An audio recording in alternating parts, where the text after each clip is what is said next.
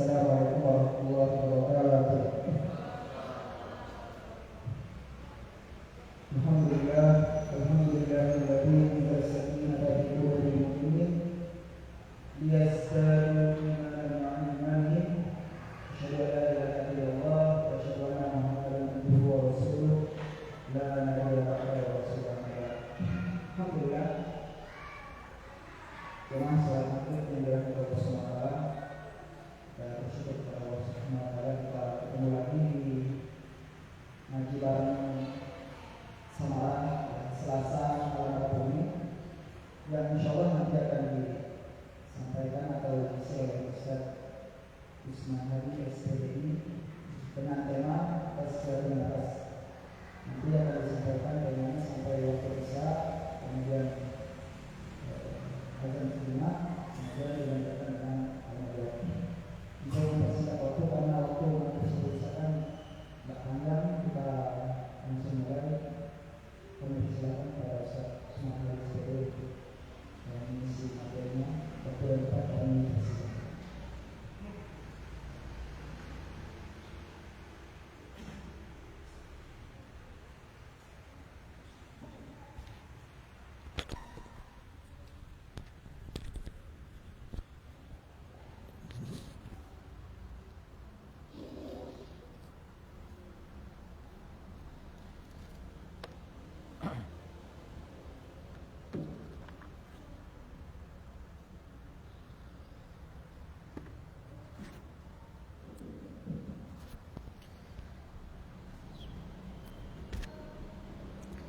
Assalamualaikum warahmatullahi wabarakatuh.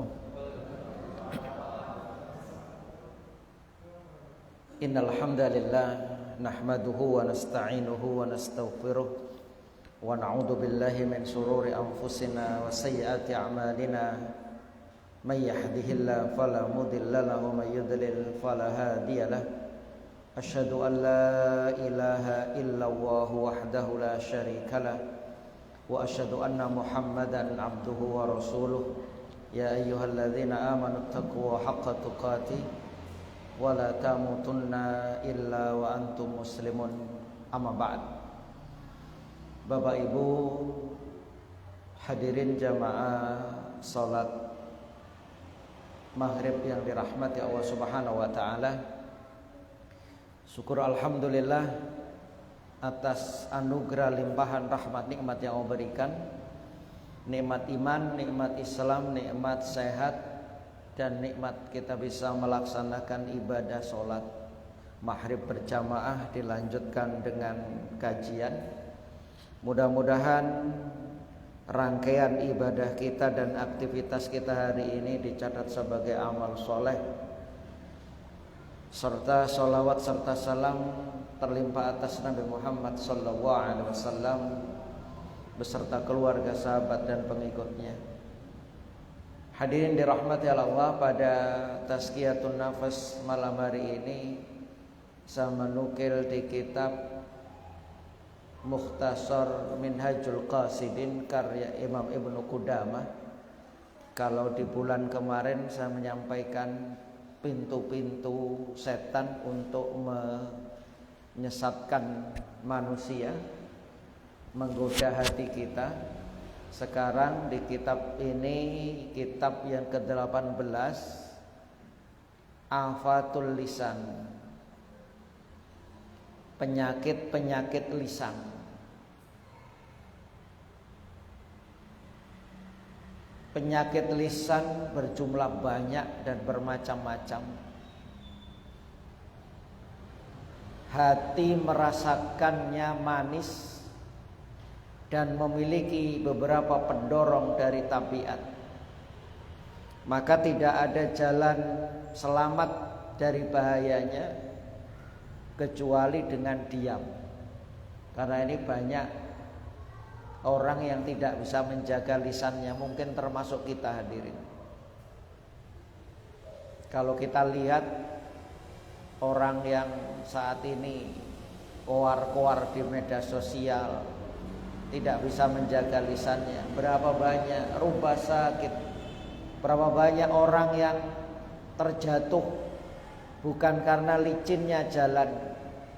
Sepandai orang ini bicara, pasti suatu saat akan terjatuh juga. Maka hati-hati dengan lisan kita. Hadirin yang dirahmati Allah Subhanahu wa taala, berkaitan dengan penyakit-penyakit lisan ini, sebelumnya Ibnu Qudamah menyampaikan berkaitan dengan keutamaan diam dulu. Jadi utamanya diam. Beliau menukil satu hadis, may yazman lima baina lahyaihi wa ma baina rijlaihi. Rasulullah menyebutkan, siapa yang menjamin untukku, may yazman li, siapa yang menjamin untukku, ma baina lahyaihi, antara dua rahangnya, yakni berarti lisannya, wa ma baina rijlaihi, dan di antara kedua kakinya, azman lahu, maka aku akan menjamin bagi orang tersebut yang bisa menjaga lisannya, bisa menjaga kemaluannya, dijamin apa? Lahul jannah, baginya surga. Yang itu tadi hadirin saya sampaikan, anggota tubuh kita ini yang paling banyak ngomong itu banyak aktivitas itu ya lisan, karena banyak ngomong. Dalam hadis yang lain, la yastaqimu imanu abdin, tidak akan lurus hatinya, imannya seorang hamba, hatta yastaqima qalbuh, sampai hatinya itu lurus. Iman seorang tidak akan lurus sampai hatinya lurus. Wala yastaqimu qalbuh, dan hatinya orang ini tidak akan lurus hatta yastaqima lisanu, sampai lisannya ini, lidahnya ini lurus. Lurus dalam hal apa? Berkata yang benar. Jangan memfitnah, jangan mengadu domba. Kalau ngomong yang baik, ngomong yang benar. Berarti kalau saya balik tafsiran dari hadis ini, barang siapa yang bengkok lisannya, maka bengkok pula hatinya. Kalau orang ini sudah bengkok, belok hatinya, imannya pun juga demikian. Maka kalau orang ini lisannya itu lurus, hatinya lurus. Hatinya lurus berarti imannya juga lurus. Berarti saya, antum bisa menilai orang itu dari amanya, lisan, omongannya. Kalau antum ibu-ibu mencicipi makanan, masak di kuali yang sudah dimasak panas, caranya bagaimana? Ambil sendok, ambil gayung, kemudian dicicipi, kurang apa? Lah, bagaimana orang ini tahu hatinya seseorang? Maka gayungnya, maka sendoknya itu apa? Lisannya. Karena lisan ini akan ngomong apa yang digodok dalam hati. Itu ikhwan. Dalam hadis Mu'ad di bagian akhir, Nabi bersabda, kuffa alaika hadza, tahanlah ini atasmu. Rasulullah menyebutkan, fakultu ya Rasulullah, wa inna la mu'akhaduna bima natakallam bih. Kemudian Mu'ad ini bertanya, ya Rasulullah, apakah kami disiksa karena apa yang kami katakan? Kalau orang mungkin tanya apa yang kami lakukan, tapi Rasul mengatakan jaga lisanmu wahai Mu'ad.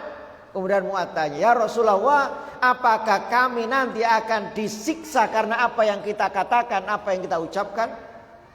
Faqal, maka beliau menjawab, sakilatka ummuka ya Mu'ad, engkau kehilangan ibumu wahai Mu'ad, celaka engkau Mu'ad. Wal yakubun nas finnar ala wujuhim au qala ala manakhirihim illa hasaidu alsinatihim.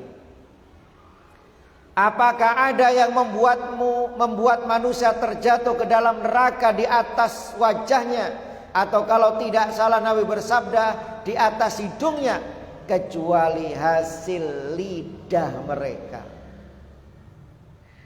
Banyak orang yang masuk neraka karena apa? Lidah, lisan. Dalam hadis lain ini berkaitan masih keutamaan diam. Man kaffa lisanahu, barang siapa yang menahan lidahnya, kalau ngomong yang baik, satarahu wahu auratahu, maka satara akan menutupi siapa Allah. Apa yang ditutupi? Auratahu, auratnya atau aib-aibnya. Kalau orang ini banyak ngomong, banyak bicara, yang saya katakan tadi, banyak itu di media sosial, aduh nek ngomong sampai muruh. Maka kalau orang ini terlalu banyak ngomong, terlalu banyak bicara, pasti akan terbuka apanya? Aibnya. Kelihatan sepak dia terus juga. Ini hadis Rasulullah. Ibnu Mas'ud berkata, "Ma syai'un ahwaja ila tuli sijnin min lisani." Tidak ada suatu pun yang berhak dipenjara dalam waktu yang lama. Harusnya yang dipenjara dalam waktu lama itu bukan fisiknya, kata Ibnu Mas'ud, tapi apa? Min lisani, lisannya. Makanya kalau bahasa saya, kita ini perlu beli gembok, ikhwan. Untuk gembok apa? Gembok lisan kita ini pasti dari bicara. Kalau sekarang bukan bicara saja, tapi apa? Tulisan, WA, sebagainya. Hati-hati. Abu Darda radhiyallahu an berkata, "Ansif udunaika min fik." Perhatikan dua telingamu di atas mulutmu. Artinya apa? Banyak memperhatikan kita ini telinga kita daripada mulut kita. Kenapa? Fa innama ju'ilat laka udunani wa famun wahidun. Karena sesungguhnya kamu diberi dua telinga. Saya antum dikasih Allah dua telinga dan satu mulut. Maka sekali lagi kata Abu Darda, perhatikan dua telingamu daripada mulutmu. Kamu dikasih dua telinga sementara mulut satu. Litasma aksar mimma tatakallam. Artinya apa? Banyak engkau dengar daripada engkau banyak bicara. Artinya apa? Lebih banyak kita itu mendengar daripada harus bicara. Tapi kalau sekarang orang itu banyak ngomongnya, nggak mau dengar, dinasihati nggak mau.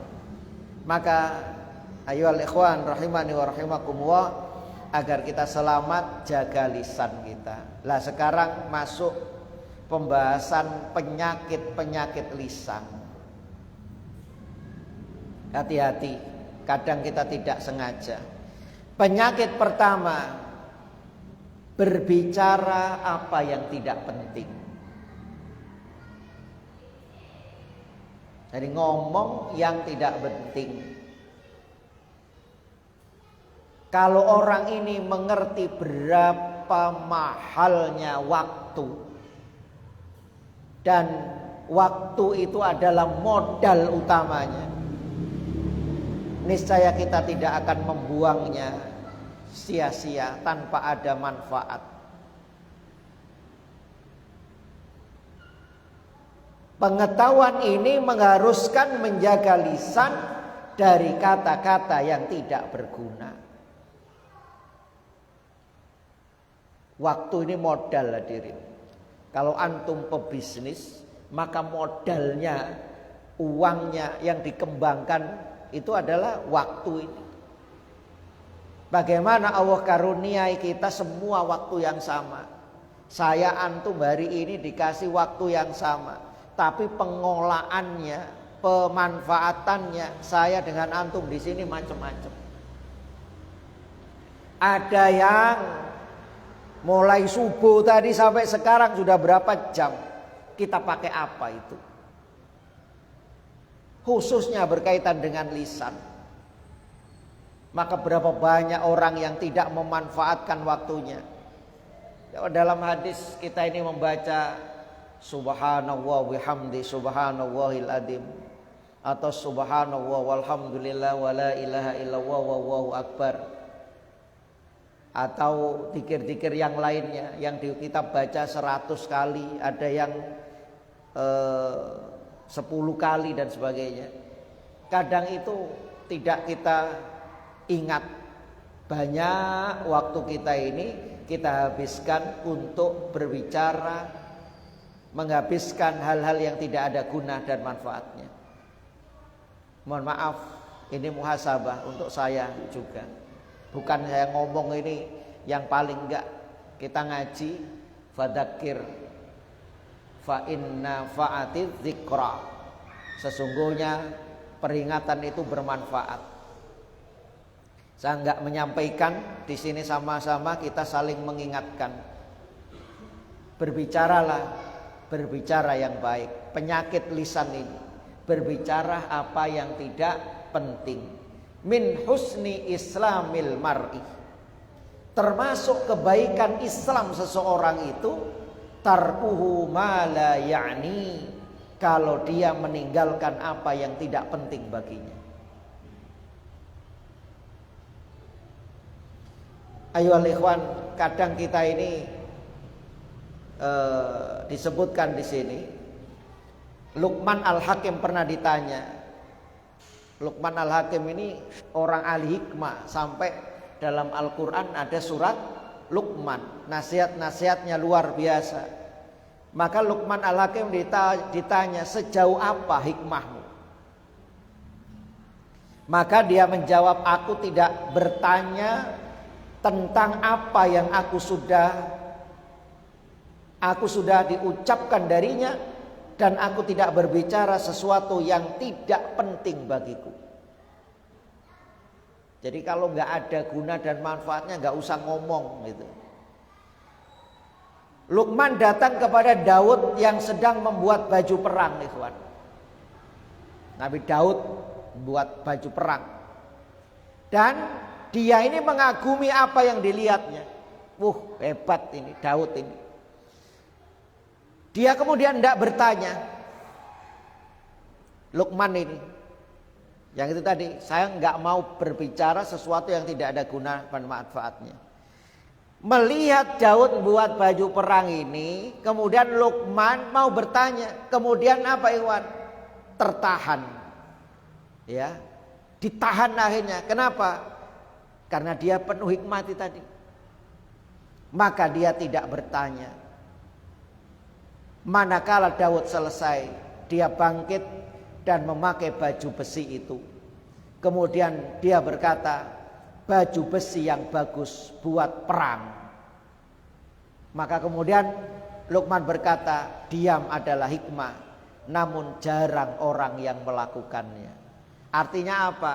Kalau kita dengan Luqman Al-Hakim ini hadirin, biasanya kalau kita melihat orang, mujinya itu terlalu berlebih-lebihan, sehingga kemudian banyak ngomongnya kita ini.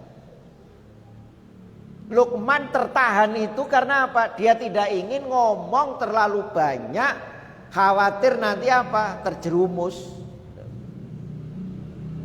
Ya tentunya saya antum bukan Luqman Al-Hakim, bukan kemudian setelah ini antum diem aja, enggak. Ya. Artinya berbicara yang ada nilai guna dan manfaatnya.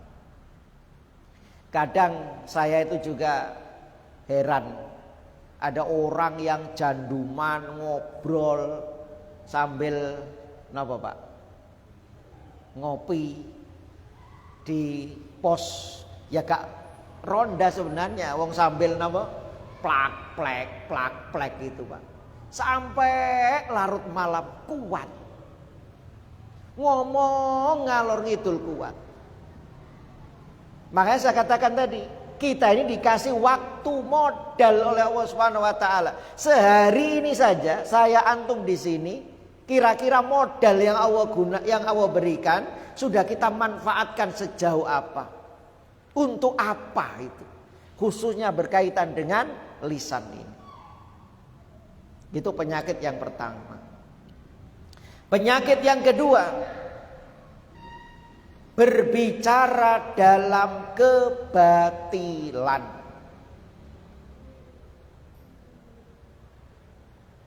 Yakni membicarakan kemaksiatan, seperti membicarakan majelis khomer, pertemuan orang-orang fasik. Ya mohon maaf, bukan kita sok suci, ini tazkiyatun nafas, membersihkan hati kita. Kadang orang, apalagi mohon maaf Pak, kalau sekarang itu model apa ini Pak, stand up komedi ya, itu biasanya kalau buat orang ger itu ngomongnya apa biasanya? Gurau, kadang mohon maaf jorok ya, hati-hati. Dari Abu Hurairah radhiyallahu anhu Nabi bersabda, innal abda la yatakallamu bil kalimati yazillu biha finnar ab'ada mimma bainal masyriq wal maghrib. Sesungguhnya seorang hamba benar-benar mengucapkan satu kata yang membuatnya terperosok masuk ke dalam neraka lebih jauh daripada timur dan barat. Na'udzubillah min dzalik.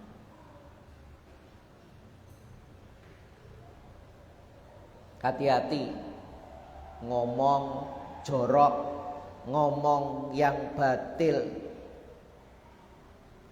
Seorang patut mengingkari kata-kata yang mungkar, menjelaskan sisi yang benar. Kalau seandainya saya antum di majelis kayak demikian, kalau ada yang nggak benar ya kita nasihati. Kemudian penyakit yang ketiga, penyakit lisan, memaksakan diri dalam berbicara. Memaksakan diri dalam bicara itu apa artinya di sini?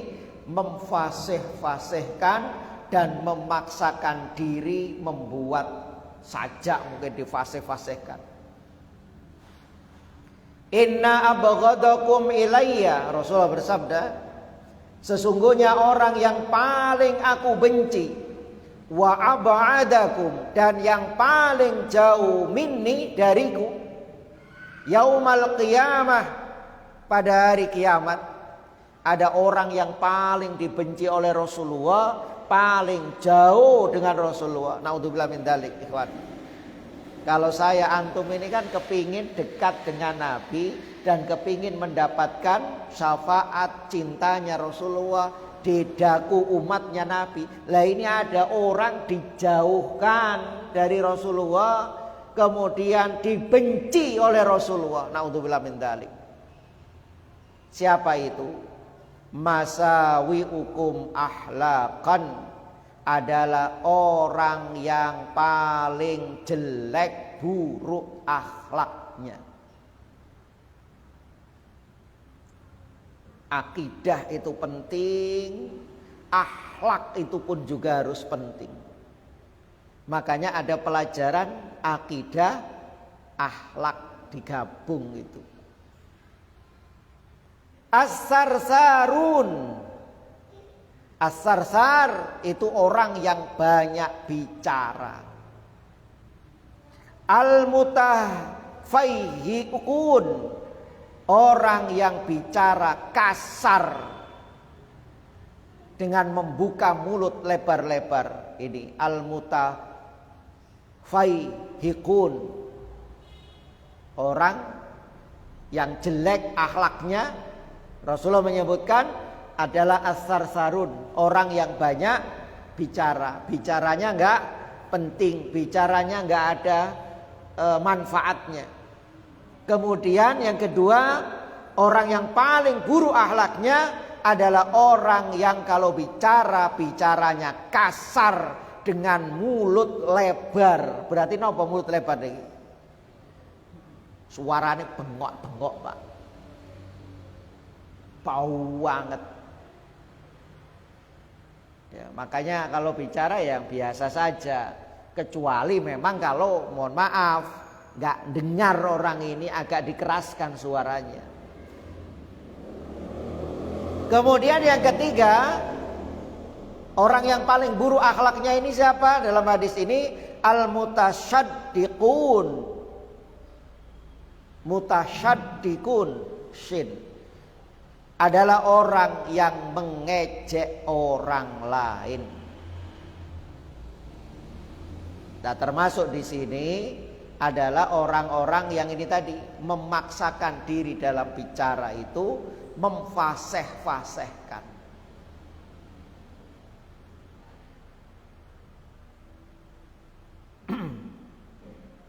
Kemudian yang keempat, ikhwan,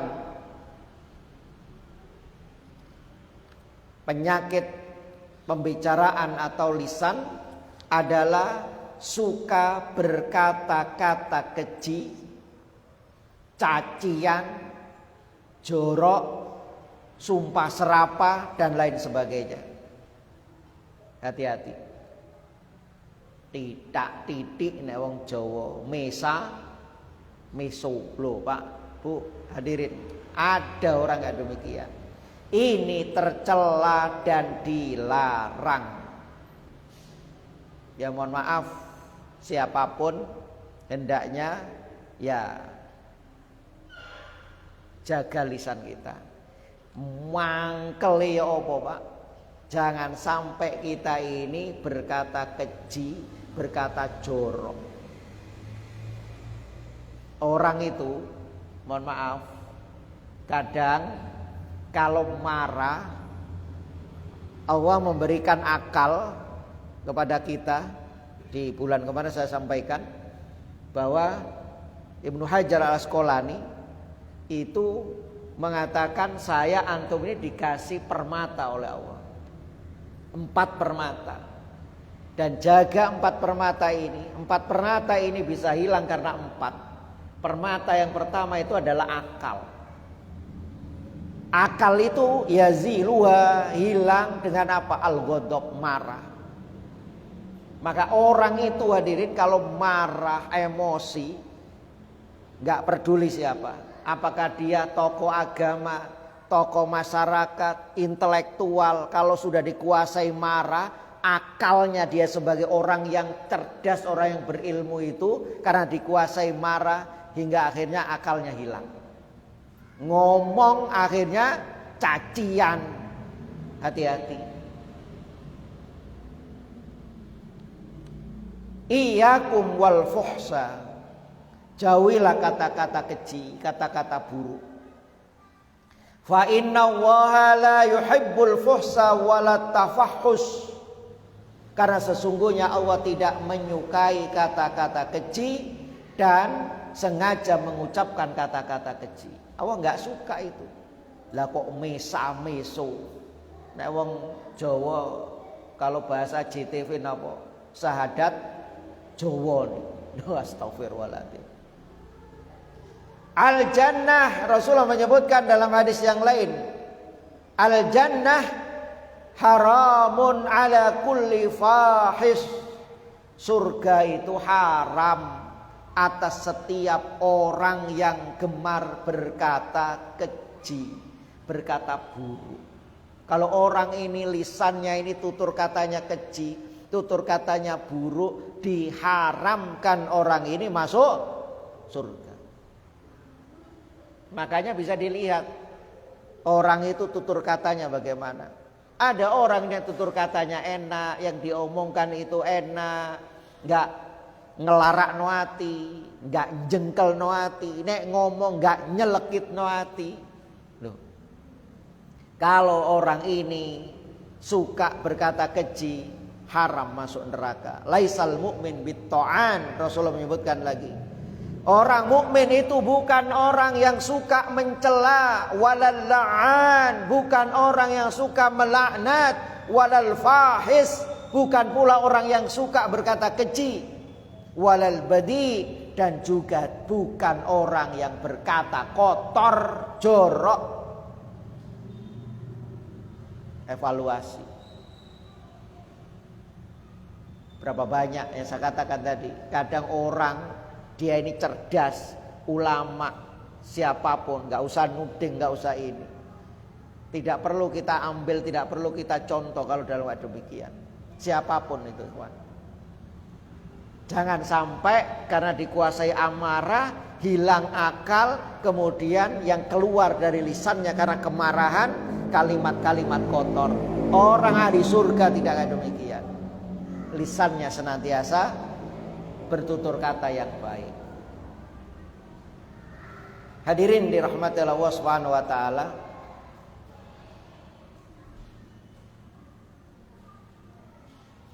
Disebutkan di sini, ketahuilah bahwa kata-kata keji dan jorok adalah ungkapan tentang hal-hal yang buruk dengan kata-kata yang langsung. Kebanyakan ini digunakan dalam masalah pembicaraan pornografi. Hati-hati, banyak. Saya kapan itu pernah hadirin betulkan kendaraan. Lah kok anak-anak muda itu yang apa ini? Sing ngerjakno. Weh omongane astagfirullahaladzim. Ya. Kadang mereka ini dianggap biasa padahal itu enggak boleh. Yang kelima sekarang, penyakit lisan, suka bersenda gurau. Suka bersenda gurau.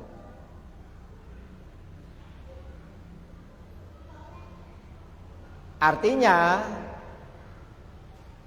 bukan berarti senda gurau ini nggak boleh. Kalau di sini kan suka senda gurau. Orang ini kalau mungkin guyon nggak apa-apa. Tapi kalau terlalu banyak guyon, ini akhirnya seperti antum yang tadi stand up komedi kah, atau napa niku sing lawak-lawak niku Pak. Sri Mulat kah, buat orang tertawa, buat orang mungkin terbak-bak, akhirnya lisannya ini ngomong gak karu-karuan.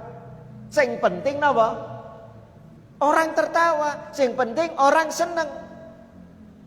Bahkan mohon maaf, ngaji pun pengajian, kadang ya ustadz kiai ini ngomong sing jorok-jorok.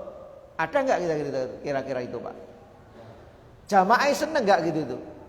Udah seneng malahan. Astagfirullahaladzim. Gimana wong ini Rasulullah melarang?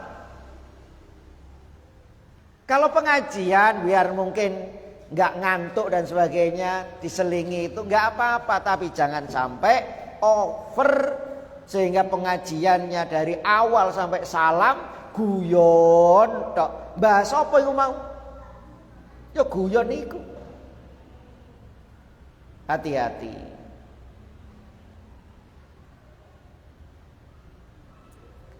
Rasulullah itu guyon, bukan kemudian nggak pernah gurau, ikhwan. Tapi guronya Rasulullah itu adalah benar.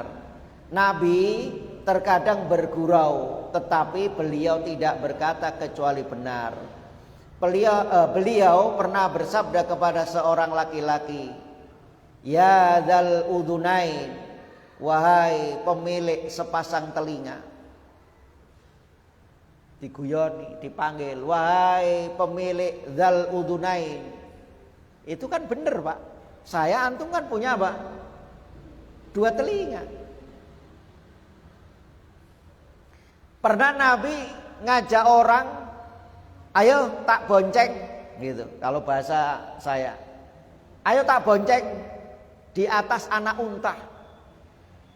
Orang ini tanya, ya Rasul, lah jenengan gonceng saya di atas anak unta kok kuat?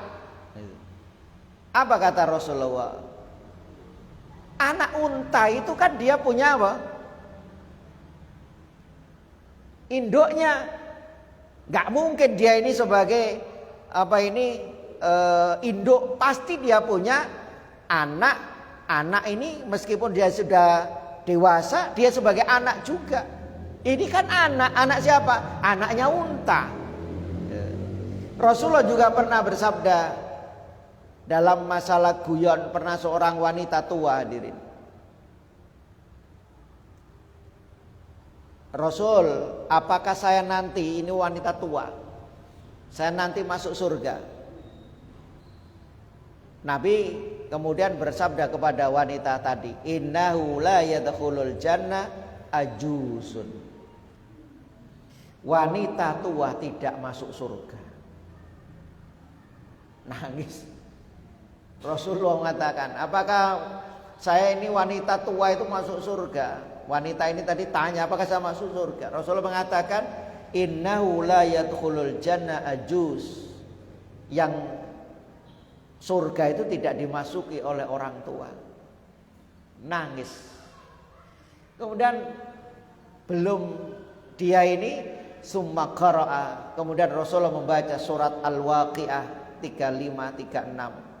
Inna ansa'nahunna insya'a faja'alnahunna abkara. Sesungguhnya kami menciptakan mereka bidadari-bidadari dengan langsung, dan kami jadikan mereka gadis-gadis perawan. Artinya di surga itu meskipun di dunianya tua, nanti kalau dia masuk surga maka dibangkitkan itu dalam keadaan abkaro, perawan, gadis. Akhirnya dia tersenyum. Makanya kalau gurau jangan melebihi batas. Kemudian hadirin dirahmati Allah, yang keenam, penyakit omongan, penyakit lisan adalah menghina dan mengejek. Menghina, mengejek kekurangan ciptaannya, hitam, pesek, botak, atau mungkin macam-macam. Membuka aib dan kekurangan sehingga membuat orang lain tertawa.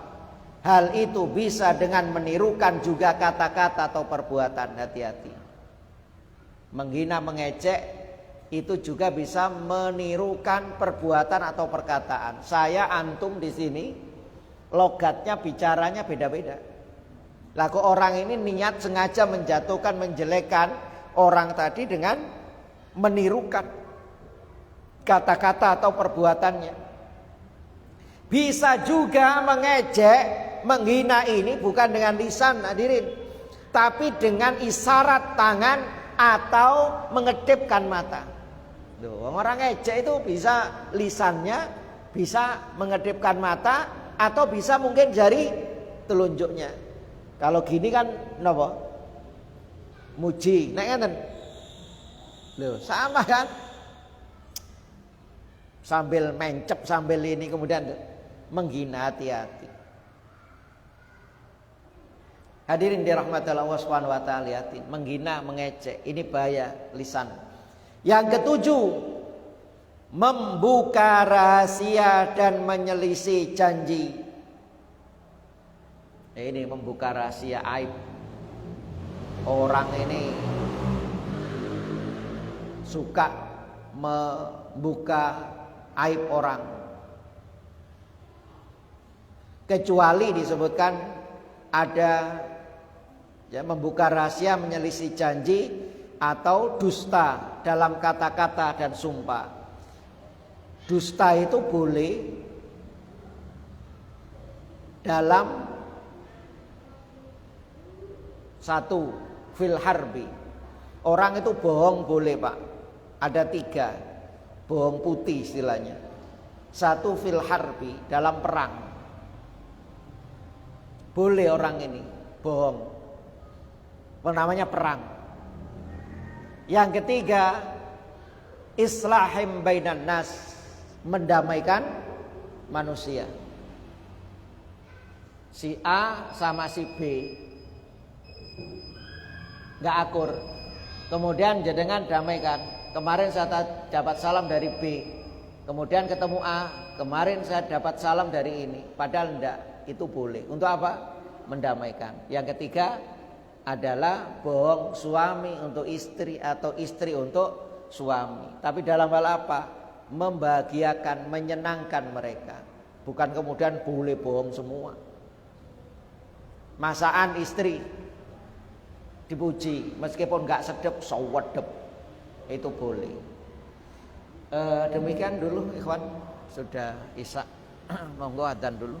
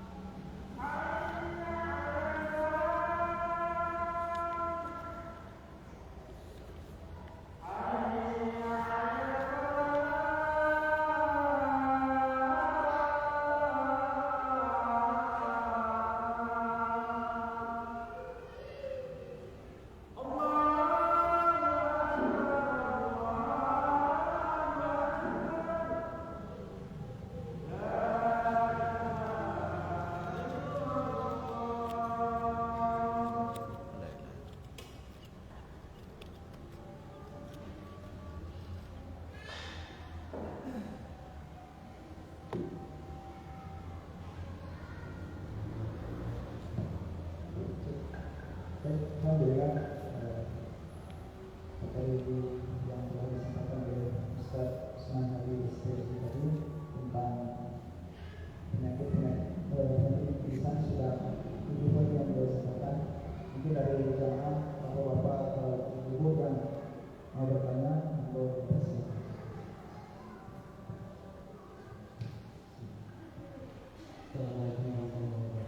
Waalaikumsalam warahmatullahi wabarakatuh.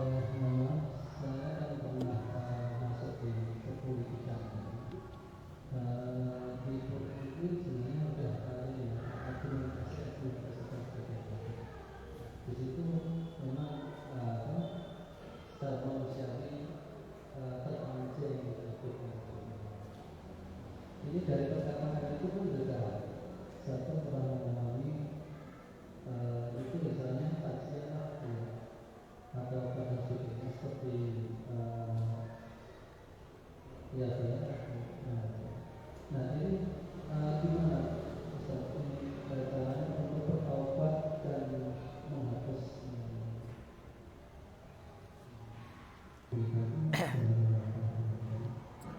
Waalaikumsalam warahmatullahi wabarakatuh. Iya, itu nanti ada di belakang. Tapi itu ada 12 dan nanti ada terapinya. Tetapi karena ditanya dulu ya, nggak sampaikan. Jadi kalau satu, seandainya kita dicaci maki orang, dihina, di ini, maka itu ya harus kita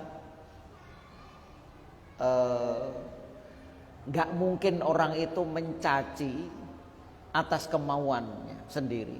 Pasti ada yang menggerakkan lisannya. Ini dulu yang saya Yang gerakkan itu siapa? Allah Subhanahu wa taala tentunya. Berarti itu sebagai apa? Bahan evaluasi kita. Evaluasi apa? Mungkin kita wallahu alam nyakiti atau tidak, meskipun kita tidak niat. Atau mungkin kita mencacinya. Kalau semua kita dicaci, sabar, masya Allah, pahalanya. Sama dengan kita dighibai orang, kita diomongi orang, maka sabar. Karena apa? Kalau kita sabar, pahala orang tadi dikasihkan kepada kita, dosa kita diberikan kepada orang tersebut. Maka kalau semua saya antum dighibai orang, seneng apa susah? Harusnya seneng. Ya, karena apa? Dosa kita dikasihkan kepada orang tersebut, kemudian pahala orang tersebut dikasihkan kepada kita. Lah, seandainya kita mencaci, menggibah, ngomongi orang, mencela orang, ada dua caranya. Kita tobat. Kemudian kalau cacian, makian itu sampai ke orangnya, maka kita minta untuk dihalalkan. Artinya apa? Kita minta maaf. Aku dulu pernah menyakiti dan sebagainya. Abot tapi ini Pak ya. Wah, rival politik Ustaz. Biasanya kan politik ya Pak ya.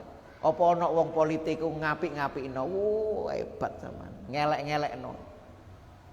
Kita minta kehalalannya. Kalau seandainya yang kedua cacian, makian itu tidak sampai ke orangnya, tapi kita sudah ngomong, maka kafarotnya, ada kafarotnya. Apa itu? Kafarotnya adalah kita istighfar dan kita doakan kebaikan orang tersebut, dan kita doakan agar Allah memberikan ampunan untuk orang tersebut.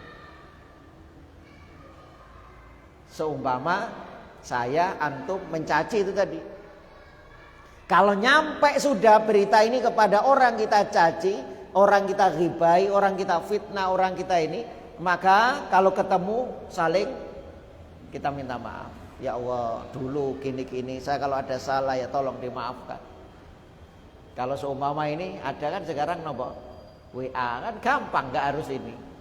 Kalau seandainya yang kedua tadi belum nyampe kepada orang tersebut berita itu atau cacian kita, ghibahan kita, maka kafarotnya apa? Kita taubat, kita mintakan, ya Allah, si fulan orang yang saya ghibah, orang yang saya caci, orang yang setelah itu ampuni dosanya, dan kita doakan kebaikan. Begitu. Makanya abot. Lah kalau kita ini mencaci maki orang yang di Jakarta sana, kawan. Kecuali memang ada orang yang nggak apa-apa kita caci maki. Contohnya siapa? Kita ngibai, kita jelek-jelekan. Dalam Al-Quran nggak apa-apa. Abu Lahab, Abu Jahal, siapa lagi? Fir'aun, Korun, dan lain sebagainya. Itu memang dicontohkan, ada nasnya, nggak apa-apa. Tapi kalau seseorang jangan disebutkan identitasnya dan sebagainya. Allah alam. Mungkin itu Pak. J. Ada lagi?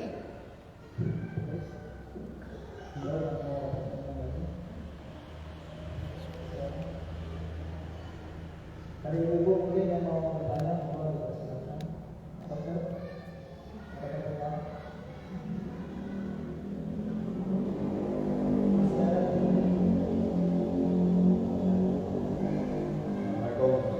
Waalaikumsalam warahmatullahi wabarakatuh.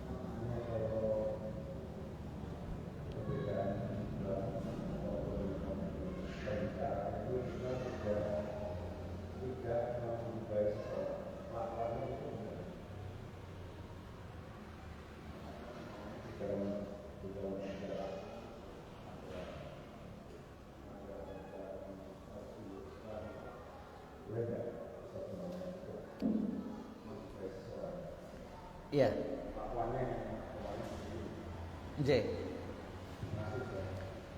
Barakallahu fik. Atadruna mal ghibah. Saya sampaikan dulu apa ghibah itu. Tahukah kamu apa ghibah itu? Dzikruka akhaka bima yakrah.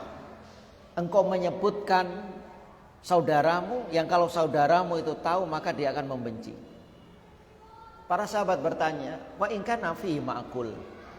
Ya Rasul, kalau memang seperti itu ya kenyataannya. Semua saya ngomongi si A. Wah, si A ini kemarin dari diskotik itu. Memang benar. Maka Rasul mengatakan, fa in kana fi ma taqul, kalau apa yang kau ucapkan memang kenyataan. Aku kemarin ketemu si A nang diskotik itu, mendem apa gitu. Memang betul saya ketemu dia. Kenyataan. Maka itulah ghibah. Sesuai dengan kenyataannya memang demikian. Kalau saya mengatakan si fulan ke diskotik padahal dia enggak ngaji mungkin sama kita, maka kau telah menuduhnya. Berarti ghibah itu ngomongi saudara kita memang kenyataannya. Dia ini orang pemabuk, dia ini orang ini. Maka harusnya bagaimana? Gak usah kita omongi. Diem aja gitu. Bentar dulu, terus seandainya, ini saya ceritakan ghibah dulu. Kemudian ketika kita ngomong ada orang, boleh kita ngomongi orang untuk apa? Nah ini ya, ini saya ceritakan ghibah. Boleh ngomongi orang seumpama ada di masjid ini jamaah aktif. Kok kemudian gak ada? Kenapa? Akhirnya dari ikhwan-ikhwan semua, kenapa si fulan ini? Kita ngomongi si fulan itu. Untuk apa? Agar apa yang menjadi problemnya itu nanti kemudian kita selesaikan, sehingga kemudian nanti si fulan ini akan kembali ke sini. Kalau ngomongi untuk mendamaikan, ngomongi untuk kebaikan, ngomongi untuk nasihati, ngomongi ada upaya untuk dia baikan, dan nanti siapa yang tanggung jawab, itu enggak apa-apa. Dan seandainya kalau ada orang yang ngibai orang enggak benar, maka kita sebagai saudaranya kita bela dia. Jangan malah ngegongi. Ya ngegongi itu apa ya? Ya dukung. Oh iya bener, jane wis koyo ngono, wis bener sampean. Lho iku malah ngegongi. Maka kita bela kehormatan dia, saudara kita. Nah, begitu. Jadi kalau seumpama ada ini enggak bener, kita luruskan. Terus kemudian kita nasihati. Bagaimana kalau seumpama ada orang yang ghibah? Apa yang kita lakukan? Kita nasihati agar ngomong yang lain. Kalau enggak mempan nasihatnya, apa? Kita tinggalkan itu. Jangan di situ. Karena kalau kita dengar ghibahan sama saja kita juga ikut menghibah. Loh Ustaz, lah nek saiki sak ruangan, ya apa arep ninggalno? Tutup Pak, nggawa. Gitu. Nggih, napa niku badhe tanglet? Malih, nggih monggo.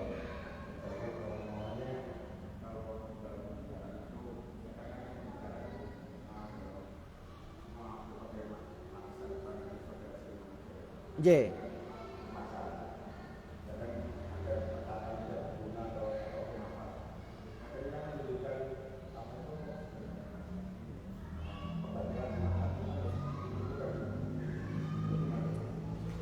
Iya, kalau seumpama bicara secara umum di masyarakat begitu ya, maka kita bicaranya itu kalau seumpama ngomongin orang nggak boleh kita sebutkan si fulan.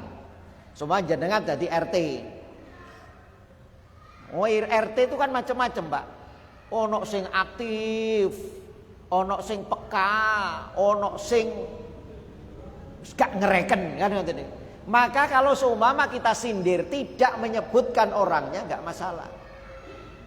Jangan kemudian tonggo ki uyu patemi seumpama gitu, maaf, langsung disebutkan, itu enggak boleh. Nah, kemudian kalau seumpama dalam kita berbicara, di dalam mungkin dalam beraktivitas dan sebagainya, memang harus kadang kita ini ngontrol lisan kita ini. Kalau seandainya terucap kalimat-kalimat yang benar, segera istighfar. Tapi mohon maaf, kadang itu gini, ghibah tapi dibarengi istighfar, Pak. Astagfirullahaladzim, iki lah ghibah. Astagfirullahaladzim, tapi terus dighibahi. Ya gitu ya. Astagfirullahaladzim, ini kan dosa, tapi terus saja ngomong. Dipikir dengan istighfar apa? Hilang. Ya. Ngonten. Makanya betul-betul sampai tadi yang harus banyak kita penjarakan itu napa? Lisan. Ya, makanya kalau seperti Umar itu Pak, mau tidur itu di rumahnya ada tongkat di kamarnya itu. Kemudian kadang tongkatnya dipukulkan kakinya, plok. Kaki kamu tadi melangkah kemana saja. Tangannya, oh tangan hari ini tadi kamu apa saja. Gak apa-apa saya jenengan gitu. Kalau saya jenengan sing banyak ditapuk nopo nih. Plok ngomong apa iki mau lho. Gak apa-apa. Umar itu gitu Pak, mau tidur itu muhasabah sampai beliau mendoakan orang-orang yang didoliminya atau orang yang nyakiti didoakan, dia doakan ampunan dan sebagainya. Banyak muhasabah, lebih-lebih lisan. Apalagi kayak saya ini ngomong kayak gitu Pak ya. Makanya banyak kita ini muhasabah lisan kita. Ngoten. Allahu a'lam. Sampun? Alhamdulillah, terima kasih Ustaz.